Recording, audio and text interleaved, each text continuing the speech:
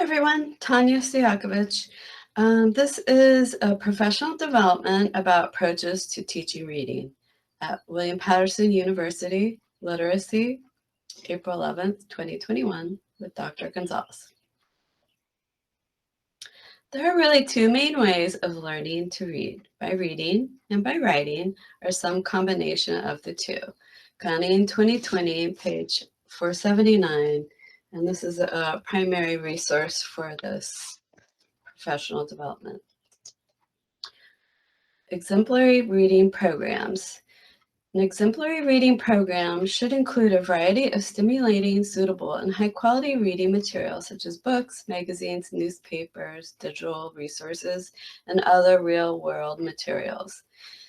Explicit instruction and skills and strategies are important so that students develop into independent readers. These reading programs should promote language-based learning that fosters speaking, listening, reading, and writing skills. A significant amount of time should be spent reading and writing. Students become readers and writers by reading and writing. Gunning, page 479. Considerations, modifications, and/or accommodations should be made for each learner, as each student is unique.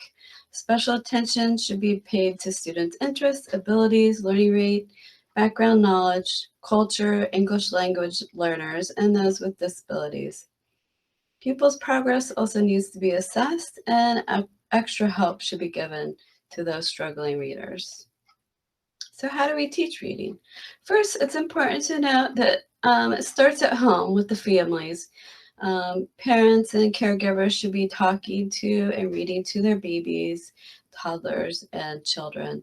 But once the children enter a daycare or classroom, the school-home connection is very important and needs to be mutually supportive and continued. So this professional development is primarily for educators and what they can do to create an exemplary reading program in their school. There's no one way to teach reading. The core of any reading program is the teacher. And most teachers use a combination of various approaches. So what are these approaches? There are three main approaches: core Basel or anthology approach, a literature-based approach, an individual reading, also known as reading workshop. And then there are several other approaches, including language experience approach, which I'll touch upon, as well as literacy centers. So the first approach that's pretty common starting in elementary school is called the core Basel or anthology approach. The most popular approach to teaching reading is the core Basel approach, which uses anthologies. The Basel approach is systematic and provides guidance and a wealth of resources. Here's an example of one. Reading Milestones is a program that I use in my school. So these programs are primarily used for early learners in elementary schools and also with struggling older readers. These could be great programs for English language learners and students with disabilities. It's a convenient package of carefully planned lessons, themed units, with teacher strategies and techniques, as well as assessments. The Basel approach is like a roadmap. It starts at a low level and gradually builds in difficulty. The package includes many books, and some have an online component. So it's an anthology of children's literature with materials, vocabulary practice. Some of them have awesome graphic organizers and lots of practice for students. Often a story comes with vocabulary words, grammar practice, and other skills such as story elements, creative writing. So here's an example. Who has the key? This is level 3 yellow book. So they start out with the vocabulary words and then continue into the story. These also come with workbook pages. And there are also several spelling practice pages. Some of the programs are scripted, some are not. Other considerations regarding these programs, they are very expensive. So it's unlikely you would be able to afford to purchase one yourself. These are usually schools or school districts would purchase these programs. And for example, your school may only purchase one set. So you may have to make photocopies or make scans, etc. Share with the teachers, and they will probably share resources with you. Okay, there could be pacing issues for some students because the program could move too slow or too quick. Teachers may have to create various reading groups to accommodate the diverse learners. So some programs do have below grade, on grade, and above grade. Or again, you may need to use different programs. So like this is yellow, then I have the green level 4 for my students. So it can be a lot of work, but it's great.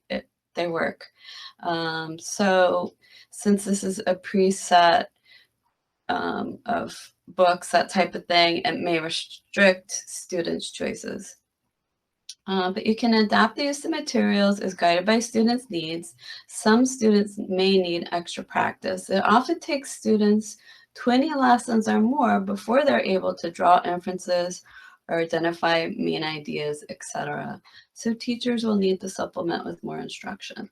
Also, if you'd like to learn more about Basel programs, you can check out this YouTube video where an educator is talking about the pros and cons of these programs.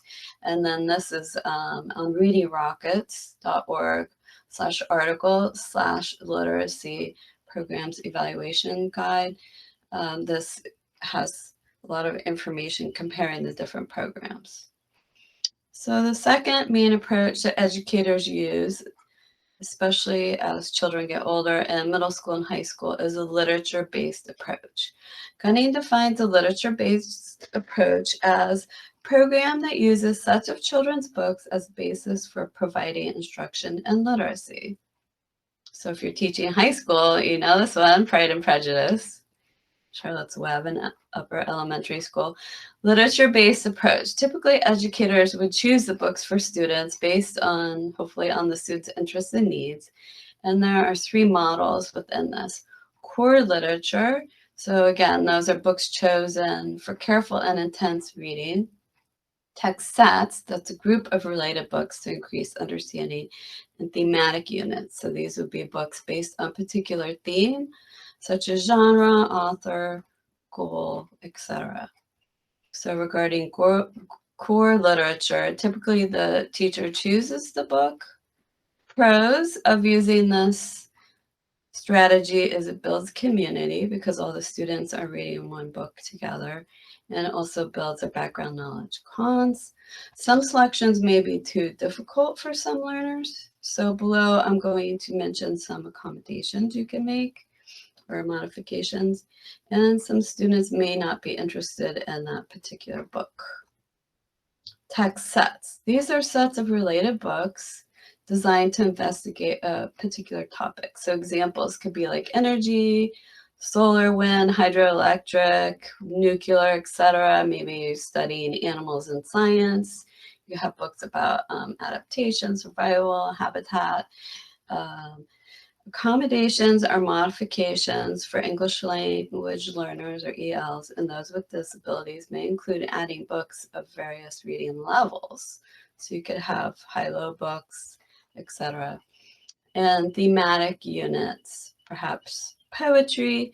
These are some suggestions from Gunning. Select a theme that is relevant and interesting. Involve the students in planning, such as using a know, want to know, and learning, etc. Communicate main idea and create related questions. Teacher also needs to decide on activities that will foster comprehension. List and gather resources, plan a unit opener that will engage the students, and then also plan evaluations. Maybe you want to do a pre-assessment, some evaluations along the way, and what's your post-assessment. So I did write a little poetry rap about teaching poetry rap and graphic poetry. So it's a bit tongue-in-cheek, but it does have some important strategies for educators. So I hope you find it interesting. Everybody, this is Tawnya Stojakovic.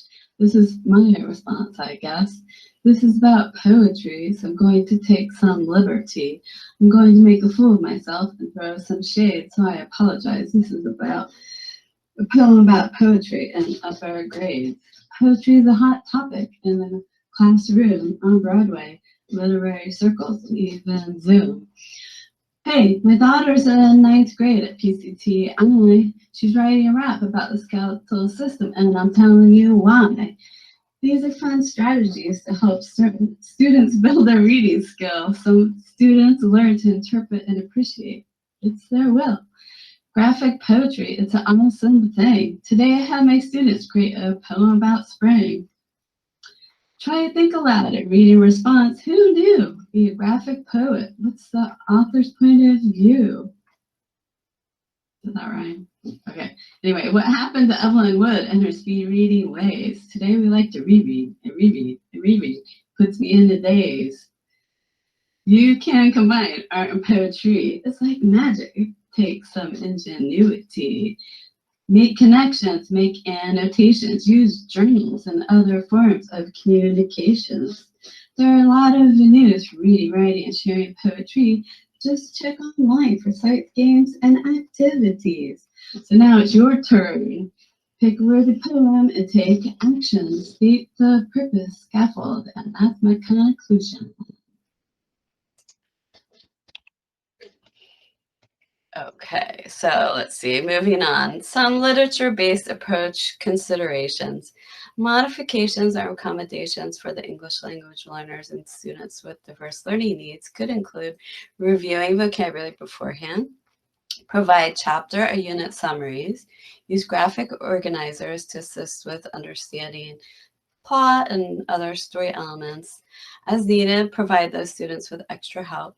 And this is really great, which is you could read the book to the students or provide an audio recording or a video of the text being read. So now there are so many books online, and I just want to show you this resource. This is the website, so it's Mrs. M, this teacher, has created this online library with so many different subjects, and you just click on the book and it will bring you into a YouTube or other source where the book is being read to you. So she's constantly updating her library, and there's all different subjects, animals, sports, poetry, etc. So check it out. Okay, moving on. So the next reading approach that is very popular is individualized reading, also known as reading workshop. The individualized reading approach is designed to create readers who can and do read. And the most popular form is known as reading workshop. Reading workshop, this works really well for all students, be it English language learners, those with disabilities, older students, just because the students can pick their own just right book. The reading workshop is really made up of three components. First, you have the prep time, then you have the self-selected reading and responding time, and lastly is student sharing.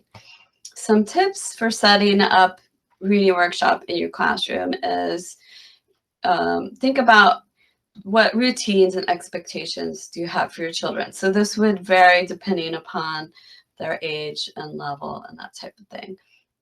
Also, students should self-select the books before the reading time.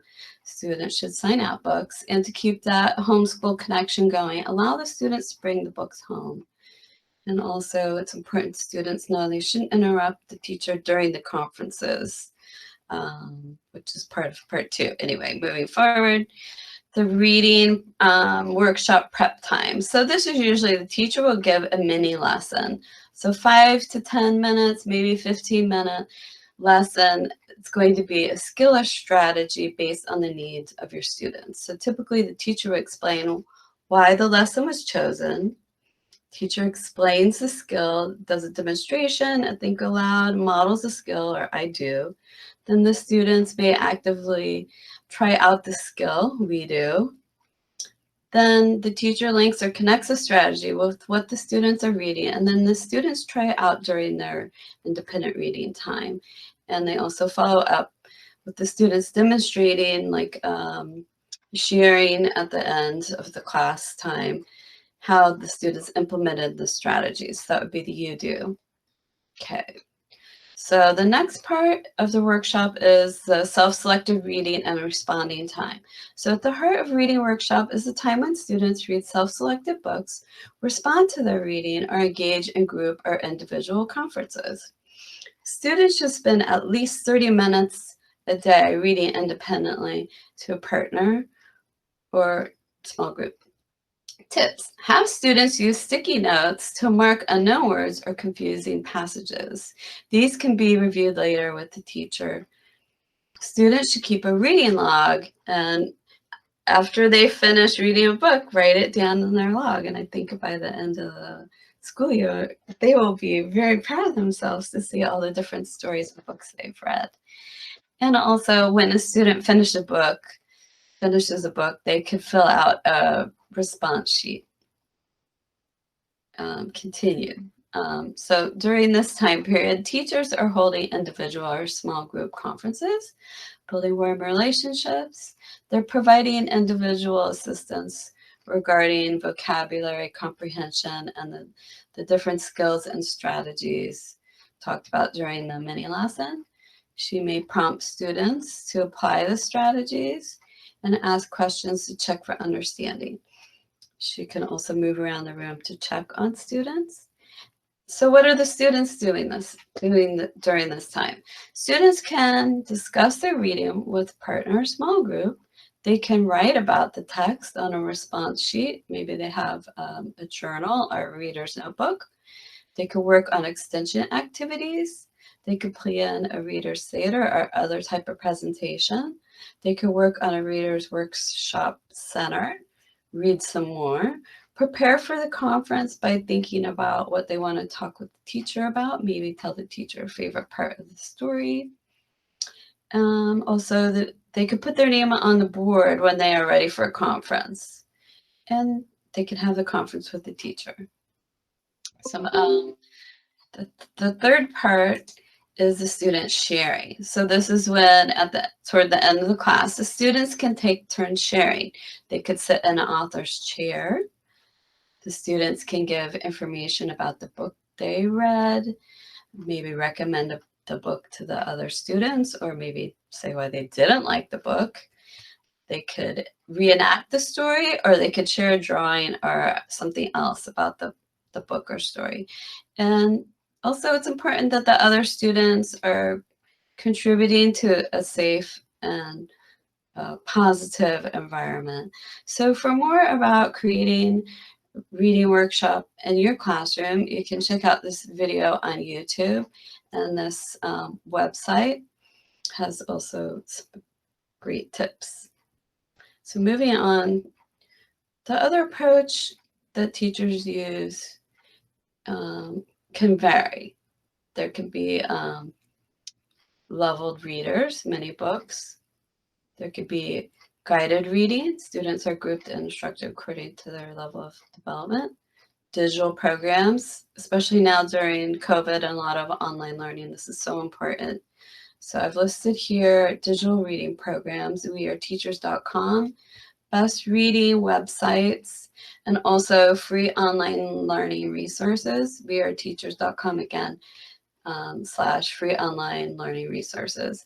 And I just listed my top picks. Websites I'm using almost every day with my students, or resources that I use as a teacher. So Brain Pop, Get Epic, Cocardian, Google Suite, like the Google Forms, Google Docs, razkids.com, ReadWorks, Seesaw, Teachers Pay Teachers has so many resources. It's incredible. You can also add resources and make a few coins yourself. Twinkle.com, WordWall is great for helping students study sight words. And of course, we're all using YouTube. So other approaches, project approach. Perhaps your students see a need in your school or community, like increasing recycling. They could do research about it, locate resources, do activities, and get that recycling program going in your town. And then you can have a final assessment to see what the students learned. So language experience approach, I'm going to talk more about that, and also creating learning centers in your classroom. But there are many other approaches you can find out about online. Language experience approach. The language experience approach is very personal. Students' experiences expressed in their own language and written down by the teacher or an aide become the reading material. This approach is often used with preschool children. They may make a drawing, and then the teacher may ask some questions about it and write down what the child said. But this is a great resource or technique that can be used with English language learners, students with disabilities, older readers. And here is a really nice video. This gentleman, Dr. Johnson, explains how to use it in your classroom.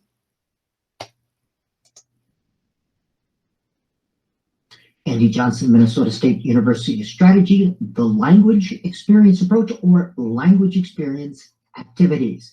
This is perfect for emergent or beginning readers at the emergent and beginning levels, because it uses words and concepts with which they are familiar. The teacher asks them about an experience and writes down what the student says. This can be done with large group, as the teacher is doing here, but I use it a lot individually with my tutoring students. So the student is practicing reading, again, using words and concepts with which they are familiar. It's perfect to practice reading, and you can use it for phonics mini lessons as well, and I'll show you how to do this. And it's great for developing fluency. It's one of a multi-level, multi-dimensional strategy. So as I said, large group, small group, individually. Here's the steps. Have an experience. Step 2, ask the students, what do you want to say about it? And then write. And as you're writing down, you're doing some edits. And I find it's good to break large sentences into small sentences. We want to make things as easy as possible, and we sound out the words as we are writing them so the students can see it.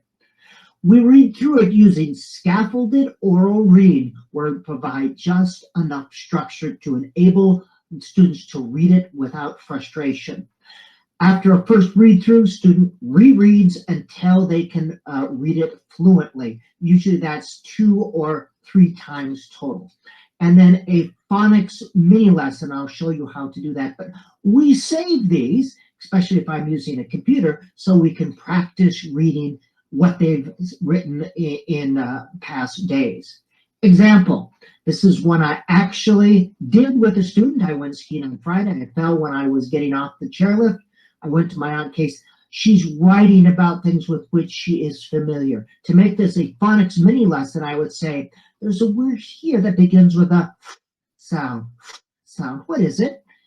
And she'd point to it and say, fell. Yes, there's a word here that ends with the has the sound at the end. Went. Very good. That's exactly how you do it. Very effective. Keep it simple. Here's another one. I like to have a minimum of 5 sentences so it just doesn't become a list. So it's a paragraph form. And I sometimes have a picture. Students, if they don't know what to say, they can describe the picture. Lots of tricks. And that is just another strategy to try. Okay, so here's the link for that video if you'd like to watch it again. So language experience approach, first do that as a whole class. It could be a shared experience like a field trip, an assembly, maybe even just playing outside together during recess. Each student can contribute a sentence. The teacher writes what each student said. She could also include student's name. Then you can review and edit with the class. Ask for corrections. This is an ideal time to do echo reading or choral reading, etc. And then also do some extension activities as demonstrated in the video. So after that, then the students will know how to do this language experience approach, and you can do it one-on-one with the students. So a student shares an experience, educator writes it down, teacher reads it aloud and asks for corrections, etc. Okay, so another popular literacy approach is having literacy centers in your classroom. So learning centers can provide practice for skills, provide enrichment, or allow students to explore interests. So some tips for creating literacy centers in your classroom, and here's a map from a classroom. They have like a reading rug area, magnetic wall, guided reading area where you do a small group with the teacher, pocket chart, ABC, maybe an art table, etc., etc. So here are some tips. Teachers should create centers based on students' needs, goals, etc. Regarding your school or school district standards. Rules and expectations should be explained to the students beforehand. Cross-content area centers may have benefits. Teachers should decide objective for each center, what activities will be there, how do you track the performance, what are the assessments, and in fact, involve the students in creating the centers. Ask them, what would be fun? What do you guys want to learn more about? Create, change and update as needed by your students, be it the English language learners, students with disabilities, older students will probably have different interests, etc., and provide the students with choices. You could also create a schedule. So here are some Learning Center ideas for elementary schools. And this is a nice video that this teacher really goes more into depth about creating the center in your classroom, especially for elementary school students. You can see here some are doing reading response on the rug, small group instruction with the teacher, some are doing digital learning. Some ideas are having computer center, ABC, writing center, listening center, memory cards, word family center, book club center, building, manipulative center, art center, buddy reading center, poetry center, and journal center. So next, I put some ideas for secondary grades. So older students, you could incorporate some fun stuff like maybe have a map making center, problem solving center, cross content like science center. Maybe you have a newspaper club or you do morning news. The students could do some reading and writing for that. Maybe art center,